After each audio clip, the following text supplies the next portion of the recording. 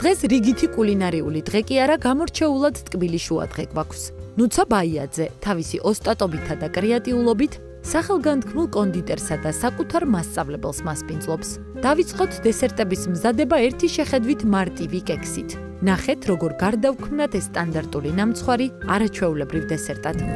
დაბრუნდით რეკლამის შემდეგ პირდაპირ ეთერში ყველაზე ტკბილი ნაწილი დადგა ჩვენი განაცემის და ყველაზე გემრიელი რა თქმა უნდა და ამის გარანტია არის ნუცა თავის სტუმართან ერთად, ხო? ჩემს საყვარელ სტუმართან ერთად გავიცნოთ ჩვენი სტუმარი ნატა წერუაშვილი, ეკლერის დამაარსებელი, საკონდიტრო ეკლერის და არა პირადად ჩემი მასწავლებელი. და რა ვიცი, ძალიან მაგარი კონდიტერი. დანარჩენს თქვენს მაყურებელი ნახავთ რას და როგორ გავაკეთებთ ჩვენ ერთად. ვისწავლით ბევრ რა. ვისწავლით ბევრ მარტივ და კარგ ხერხს.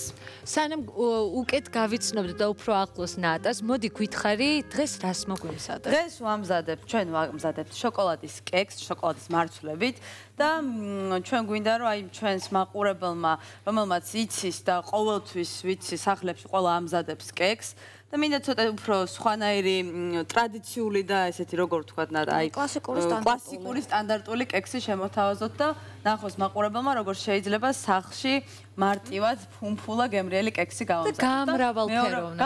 აი, მაინდა-მაინც ტრადიციული, ტრადიციული შემადგენლობით კლასიკური, ვთქვათ, რომ ეს იქნება ნამდვილი კლასიკური კექსი. აჰა, გასაგები. ამისათვის რა ინგრედიენტები დაგვჭირდება მაყურებელს? დაგვჭირდება, ესე იგი, ჩამოვთვლი შოკოლადის მარცვალი დაახლოებით 150 გრამი, დაგვჭირდება 3 კვერცხი, დაგვჭირდება შაქრის პუდრა 100 გრამი, თუ ვწდები, იმიტომ რომ ნატა ზუსტად ყოველთვის მისწორებს გრამსაც არ მაკლეს. ხო, ამ შემთხვევაში, როდესაც კონდიტერიაზე ვსაუბრობთ, ეს დოზები უნდა დავიცვათ, ხო? ნამდვილად 123 თუ არის საჭირო, უნდა ავიღოთ 123 და არა 125, როგორც მე მიყვარს დამგროელება ხოლმე. ისე შენც ამბობდი, რომ საერთოდ გაცილებით უფრო ზუსტია, როცა საქმე კონდიტერიას ეხება მზარეული, იმიტომ რომ აქ არ გვეპატიება და ეს ცოტა თავისუფლებას შეიძლება ითქვას ზღუდავთ, ხო? და ფანტაზიასაც ალბათ. აი თქვენთვის თუ არის ეს რაღაცა პრობლემა ერთგვარი, ანუ ამ სფეროს როცა არჩევდით, მაგაზე ფიქრობდით, რომ იმხელა თავისუფლება ვერ გექნებოდეთ, რამდენიც ვთქვათ, როცა სხვა სამზარეულოს ჩვეულებრივ კერძებს ამზადებთ. შეზღუდვა არის რეცეპტში, თუმცა ფანტაზიას არ აქვს საზღვარი. მაინც შეგვიძლია დოზირების მიხედვით. ალბათ ინგრედიენტების დამატება და ვთქვათ არაბუნებრივია გრამაჟების შეცვლა, ხო? აი ამით კიდევ უფრო გრამაჟის შეცვლა მე მგონი კონდიტერიაში აკრძალულია. შენებაზე რაღაც თავარი წესი ეგა. დიახ, არ გვპატიობს. რეცეპტი არ გვპატიობს. არ გვპატიობს. ნუ შენ ახსენე შოკოლადის მარცვლები, ვისაც შოკოლადის მარცვლები არ აქვს ამჯერად ამ ეტაპზე სახლში შეიძლება თუ არა ჩავანაცვლოთ ჩვეულებრივი შოკოლადით და უბრალოდ ჩავტერხოთ. შეგვიძლია სახლის პირობებში. კი, თუნდაც აი ასეთი, მაგრამ შეიძლება კიდევ უფრო დაპატარავდეს, ანუ დაიცეხოს. ეს შავი შოკოლადი არის? შავი შოკოლადი. კარგი, მაშინ მე მგონი შევუდგეთ. ნელ-ნელა შევუდგებით ჩვენ საქმეს დავიწყეთ. მე დღეს ნატას დამხმარე ვიქნები, რასაც მიბრძანებს, მე ყველაფერს გავაკეთებ. ოჰო, შეფის დამხმარეთ გადაიქცა უცებ ჩვენ. როდესაც მისი მასწავლებელი მოდის სამზარეულოში გულის და შაქრის პუდრის, ხო? ხო, პირველი ეტაპი რა არის? ნუ პირველი ეტაპი განმარტავ მაყურებლისთვის, ასე ვთქვათ, კექსი ბისკვიტოვან, ანუ განსხვავება არის ასეთი. ნამდვილი კექსი იწყება კარაქითა და შაქარით ან შაქრის პუდრით და არა კვერცხითა და შაქარით. აი სწორედ პრობლემა არის ეს, როდესაც ამზადებენ და იწყებენ კვერცხითა და შაქარით და მერე გვაქვს ძალიან ცუდი შედეგი, ჩავარდნილი. იმიტომ არის ნაკლად და ამოსული. აქ არის ეს მარტივი გასაღები, ვიწყებთ კარაქითა და შაქარით ან შაქრის პუდრით და შემდეგ კვერცხი და არავითარ შემთხვევაში შაქარი და კვერცხი. ეს პირველი წინაპირობა რომ გაგვიგვიჭდეს ჩვენი კექსი. ასე რომ შეშეცდომი დაკეთებდი. უკვე დაიშოვებული ეს უნდა დავარდნილოთ. ბევრი ჩვენი მაყურებლისთვისაც ალბათ უცნობი. რატო რა გააკეთე? უნდა დამეჩეხე წვრილად კუბიკებად. აი გაითვალისწინეთ, მეთქობა რომ სულ სწრაფი ვარ და წვრილად არ დავჭერი კარაქი, უნდა დამეკუცა, ასე ვთქვათ, ჩვენი 125 გრამი კარაქი. რომ კარგად შეერიოს მარტივად შემდეგ შაქრის პუდრა. და რამდენი გჭირდება შაქრის პუდრა? იმდენივე, რამდენიც არის კარაქი. 125 გრამი კარაქი, 125 გრამი შაქარი. მაგრამ უბრალოდ უნდა მოხდეს ამის ერთგვაროვანი მასის მიღება. ეს არის ყველაზე მთავარი და გასაღები იმისა, რომ კექსი იყოს ფუმფულა და სასიამოვნო და არ ჩავარდეს, ასე ვთქვათ. ნუცა, შენ რამდენად აქტიურად ხარ დაინტერესებული კონდიტერიით? ძალიან დაინტერესებული ვარ, უბრალოდ ჩემთვის როგორც უკვე ამბობ, ყოველთვის რთული არის ეს ზუსტი გრამაჟის დაცვა, იმიტომ რომ როგორც უკვე მიცნობ, თქვენ იცით რომ მიყვარს უცბად სადღაც რაღაცის მიმატება, რაღაცის დაკლება, რაღაც შეიძლება სადღაც ვიპოვო, რა ვიცი, რაღაც სუნელი ვიპოვო, რომელიც საერთოდ არ უნდა გამეკეთებინე, მაგრამ მაინც მივაყარო. მიყვარს, ძალიან მიყვარს, მაგრამ ვაღიარებ რომ აი ეს სიზუსტე და აი ეს როგორ თქვა საიუველირო სამუშაო ჩემგან ოდნავ შორს დგას, მაგრამ მიუხედავად ამისა ძალიან დიდ პატივს ვცემ და ძალიან მინდა რომ ერთ დღესაც ესე ადან ზეტამდე ბოლომდე შევისწავლო კონდიტერია. თუმცა არსებობს ნეტა ასეთი რამ რომ ბოლომდე შეისწავლო. მგონია რომ რამდენიც არ უნდა ისწავლოთ კონდიტერიის სფეროში კიდევ ძალიან ბევრი იქნება სასწავლო. გავაგრძელებ შენ მე დავეხმარები კი. თქვენ ისეთ სხობა კიდე ცალკე ყვერცხს ეხა საკომდასო კითხვა რომ შესაძლებელია თუ არა ბოლომდე შეისწავლო კონდიტერია და დაასრულო რაღაც ეტაპზე სწავლა მაგალითად. და ჩათვალო რომ აი ეს სფერო მე ვიცი ძალიან კარგად. თუ როგორც ყველაფერში და როგორც ყველა პროფესიაში ალბათ სწავლობ და უფრო მეტი ჩნდება შემდეგ კიდევ ასათვისებელი. ანალოგიური ასეა კი. გამივდივართ, ვსწავლობთ, მაგრამ აღმოვაჩინეთ რომ აი კიდევ რამდენი რამე არის შესასწავლი, კიდევ რამდენი რამე არის აღმოსაჩენი, ეს არ ვიცოდი, ეს და კი. ანუ არ აქვს საზღვარი. თანამედროვე კონდიტერია რამდენად სწრაფად ვითარდება და რამდენად არ უშინდება თანამედროვე კონდიტერია ექსპერიმენტებს. საკმაოდ სწრაფად, ახალი ტექნოლოგიები, ახალი მიდგომა, დესერტის თავისებური აღქმა, შეიცვალა კრემის ტექსტურა, მონტაჟი, გემოვნური თვალსაზრისით დაიხვეწა, პროპორციებიც ასე ვთქვათ, ზომა, არ არის აუცილებელი რომ ნამცხვრის ან პორციულად ეს იყოს რაღაცა დიდი, მასიური, უზარმაზარი, თავარია იყოს გემოვნური თვისებებით დახვეწილი, რომ დესერტმა უნდა მოგვანიჭოს სიამოვნება და არა გავსდა რომ მე ვარ დანაყრებული და ასე შემდეგ როგორც მართალია არის, რაც ხშირ შემთხვევაში გვემართება ხოლმე დესერტის შალკომ ვართ ისეთი დანაყრებული რომ მე მგონი მომავალი ისე კულინარიის სხვა მიმართულებებში რა სიახლეებიც არის ჩვენთან ცოტა აგვიანებს ხოლმე და საინტერესოა დესერტების მიმართულებიც ესე ვარ თუ უცბად შემოდის ეს ახალი ტენდენციები ჩვენთანაც. ანუ ეტაპობრივად ნელ-ნელა მოედინება ინფორმაცია, ნელ-ნელა ჩდება სურვილი იმისა რომ ჩვენც დავეციოთ კი დიახ და რაღაც ახალი ხედვით დავინახოთ ეს ყველაფერი, სხვა მიდგომები გქონდეს დესერტთან და არ იყოს რაღაცა ერთი და იგივე, რომელიც ძალიან ხშირად მეორდება ჩვენს ზოგადად ჩვენს ოჯახში თუნდაც კექსის მაგალითი რომ ავიღოთ. ბევრი ძალიან ხშირად ამზადებს ერთ-ერთი ყველაზე ისეთი პოპულარული დესერტია ხო კექსი საქართველოში, ბევრ ოჯახში მზადდება ხოლმე, მაგრამ სულ უკვე აი ძალიან გამჯდარი, კარგად დამახსოვრებული რეცეპტით და ძალიან იშვიათად შეაქვთ ხოლმე ახალი ელემენტები ამ რეცეპტში. რა თქმა უნდა, თუნდაც აი შევარჩიეთ კექსი, მაგრამ ეს არის ძალიან მარტივი მოსამზადებელია, თუმცა უბრალოდ ხშირად არ ფიქრობენ მომზადების ტექნოლოგიის გამოსწორებაზე, ან მოძიებაზე, როგორ არის ზუსტი ფორმა მომზადების ტექნოლოგიის და ასე შემდეგ. და ამიტომაც ეს ის რაც დასაწყისში აღნიშნე, კექსი არასოდეს არ იწყება კვერცხითა და შაქარით. კექსი ყოველთვის იწყება კარაქითა და შაქარით ან შაქრის პუდრით.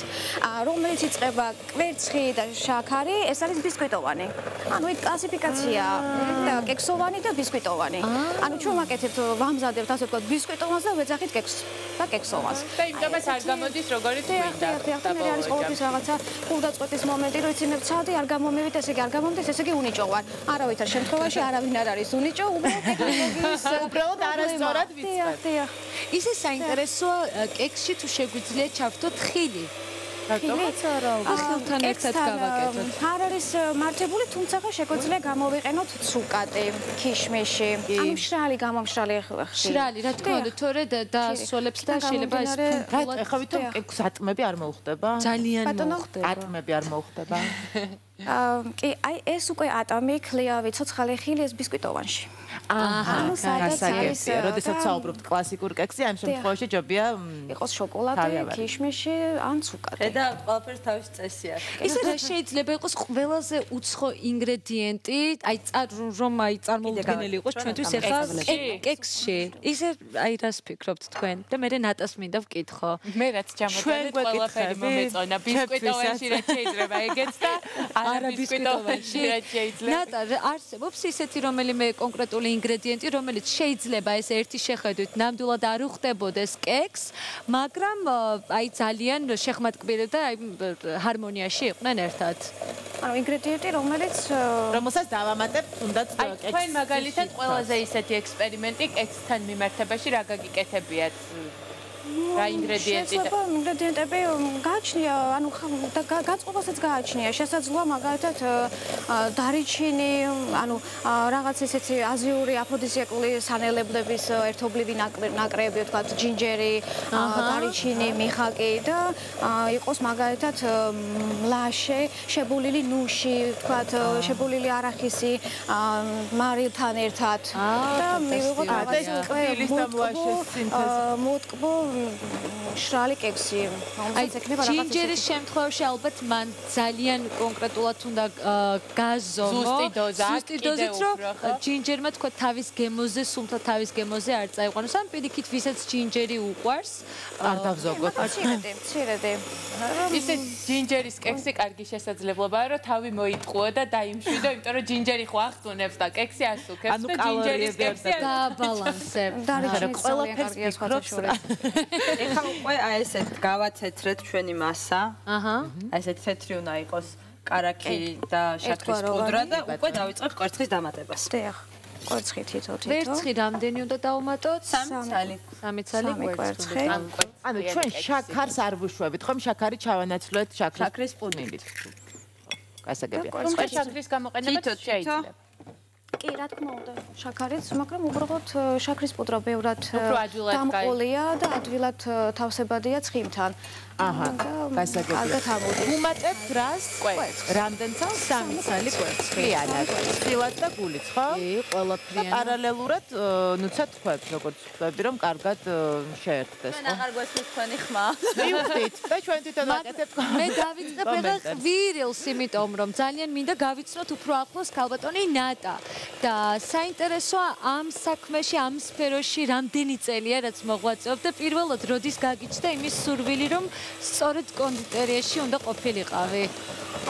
დავიწყებ იქიდან რომ შეხება არ მქონია ზოგადად კულინარიასთან. ჩვენ რაღაც ოჯახური ტრადიცია, მოდი მე მოგიახლოვდები ეგრეთო. მოგიახლოვდები ეგრეთო, რომ ძალიან შვერილი გვიწერდა. ხო, აი საინტერესო ეს იგი რაღაც ოჯახური ტრადიცია არ ყოფილა. არანაირი, ანუ ზოგადად კულინარიასთან ძალიან სწრაფად ვიყავი, ელემენტარული განმეცნო და არ შემეცო, არ გამომდია და არც მიფიქრია. უბრალოდ საფრანგეთში სწავლის პერიოდში ფრანგულ ლიტერატურაზე ვსწავლობდი. უბრალოდ იმდენად ეს ყველაფერი იმდენად მაღალ კულტურაზეა ეს ყველაფერი და აბსოლუტურად სხვა თვალით ვიყურებენ ზოგადად სამზარეულოს, საკონდიტროს და ასე შემდეგ, რომ უბრალოდ რაღაცა ფასეულობების გადაფასება მოხდა და ამან გამოიწვია ჩემი დიდი ინტერესი. ამ ხრივეცოდნა მიიღე საფრანგეთში და უბრალოდ ფრანგული ლიტერატურა დავტოვე. სწორად გავიგე, ხო, მიუხედავად იმისა, რომ მიქსერის ხო იყო ლიტერატურიდან მერე გადაინაცვლეთ კულინარიაში. სხვა გავაკეთე, დავტოვე ფრანგული ლიტერატურა და რეცეპტების წიგნებზე გადახვედი. კი, და შემდეგ ტექნოლოგიური დავამთავრე, ნაყინი, შოკოლადის და დესერტების განხრით. რა გემრიელი ფაკულტეტია, ყველაზე გემრიელი. ანუ რამდენი ხანია რაც სამწუხაროში ხარ? 8 წელი. ფანტასტიკური. 8 წელი. კი. მე დაახლოებით ვთქვას. რაც შეეხება კულინარიას ზოგადად და არა ვთქვათ კონდიტერიას რამდენად ხიბლავთ და გიზიდავთ. ძალიან საინტერესოა. სახლში ნაკლებად დროის ნაკლებობის გამო აქედან გამომდინარე, თუმცა აი საფრანგეთში სტუდენტობის პერიოდში ვცხოვრობდი მარტო და მჭირდებოდა გამოყვება ელემენტარული და უბრალოდ დავიწყე პირველი რაც გამიჩნდა სურვილი რამე მომემზადებინა, რა თქმა უნდა მომამზადე პირველად ფრანგული კერძი. შემდეგ ისევ ფრანგული და აღმოჩნდა რომ ზოგადად ეს ქართული კერძები ნაკლებად გამოვიდა. დღესაც ისე ფრანგული სამზარეულო თქვენ ფავორიტ სამზარეულოდ რჩება? დიახ. ესე გამოვიდა. კი. და ქართული სამზარეულო თქვენი შეფასება საინტერესო იქნება, იმიტომ რომ ბევრს ვაუბრობ თუნდაც ჩვენ სტუდიაში, რომ ქართულ სამზარეულოს რაღაც უფრო მეტი განვითარება ჭირდება, ხო, მრავალფეროვნების შეტანა და ასე შემდეგ ქართულ კერძებში. და ჩვენ გვაქვს ძალიან საინტერესო და ძალიან გემრიელი სამზარეულო, უბრალოდ ამ ყველაფერს ჭირდება გაახლება, გაცოცხლება და ასე ვთქვათ, გადასვლა ახალ მიდგომაზე, პორციულ მომზადებაზე. აბა შემიფასებ ჩემი კექსი. აბა ძალიან გამაკვირებელი უნდა დავამატო ახლა. არ ესმის მაინც ჩემ ლაპარაკს. გამაკვირებელი. რამე თუ დაამატა მნიშვნელოვანი ჩვენ დღეს რომ არ გამოიწეს. ეხლა ვამატებთ გამაკვირებელს, რომელიც უფრო მეტად ფუმფულას და ფაფუქს გახდის ჩვენ კექს. ერთი ჩაის კოვზი და მეჯობია ფქვილთან დავამატოთ. ეს ფუმფულაცომი, ნუცა მე მეგონა რომ იყო მაწონის დამსახურება და ხდებოდი ფუმფულაცომი არის როგორც ვქოთ ჩვენი ხმაურიანი. ხმაურიანი მიქსერი აღარ მე რა ხმაურიანი რა კარგი ძალიან ხმაურიანი, მაგრამ მის გარეშე არაფერი არ გამოგვება, ასე რომ უნდა ვახმაუროთ ცოტა ხანი. всё, მე მგონი აწი უკვე ხელით უნდა კი. ხო, აი მაწონზე ძალიან საინტერესოა, იმიტომ რომ მაწონი ნამდვილად არის ეს ერთ-ერთი ინგრედიენტი, რომელიც იმ სიფუმფულეს ხო, შეძენს ჩვენს კექს. ამ შემთხვევაში ფრანგები რას აკეთებენ, როდესაც მაწონი იქ არის? იმიტომ რომ მაწნის ალტერნატივა არ ვიცი რა. კარაკი. ანუ დიდი რაოდენობით კარაკი, ხო? მათ ძალიან უყვართ ცხიმი. ეგ ხო ზოგადად ფრანგული სამზარეულოს უფრო წესია. კარაკი და სამი ინგრედიენტი, რომელსაც ფრანგი მზარეული იყენებს. კარაკი. საკონდიტროშიც კარაკი. საკონდიტროც და ჩვენ ქართულ კერძებზე ვისაუბრეთ და ქართულ დესერტებზეც მინდა გკითხოთ. ქართული დესერტი. მგონია რომ მხოლოდ რამდენიმე ნამცხვარი არის, რომელსაც აქტიურად ავიტაცებთ ხოლმე, შემდეგ სიახლეები რატომღაც არ გვიყვარს და სულ რამდენიმე სახეობის ნამცხვარზე ვართ ხოლმე დამოკიდებული. ხდება, მგონი აქ ქართული რეცეპტი ვერც ერთი, რაც ყველაზე ახეთ რა მაგარი მასა გამოვიდა შოკოლადი. რა ჩავამატეთ? ეხლა ჩავამატეთ ჩვენ შოკოლადის ნატეხები, მარცვლები, რომელზეც უკვე ვისაუბრეთ და ცხობისას ჩადნება ეს ჩვენი გემრიელი შოკოლადი და აი ესეთ ყალიბში დედა მოვათავსებთ. იცი როგორი გამოდის საშინელი ვიდეოები რო ვრცელდება ხოლმე, ხო იცი რო უყურებ და ცუდ ხასიათზე დგები, იმიტომ რომ შენთან არ არის ინტერნეტში ეგეთ მაგას არ ხასიათზე ხარ, იმიტომ რომ ეხა ჩვენთან არის ყალიბი რა აი ნახე მნიშვნელოვანი რამ.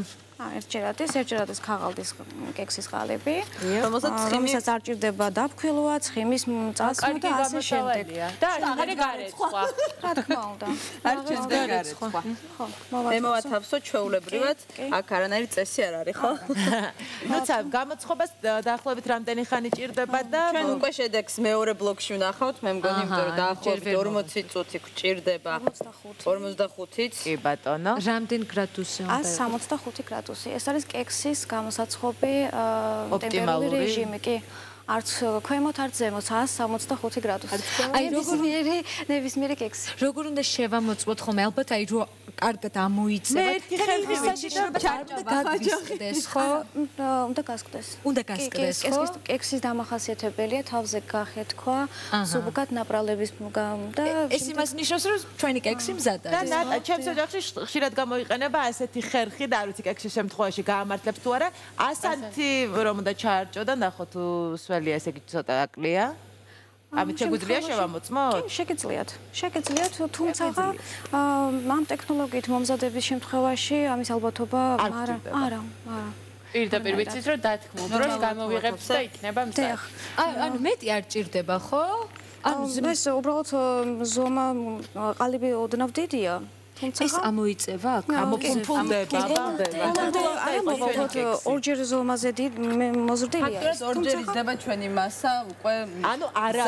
რა კარგია, ძირითადად მომზადებისას ყველაფერი პატარავდება ხოლმე და ეს იზრდება დესერტი. მართალი ხარ ბაკო.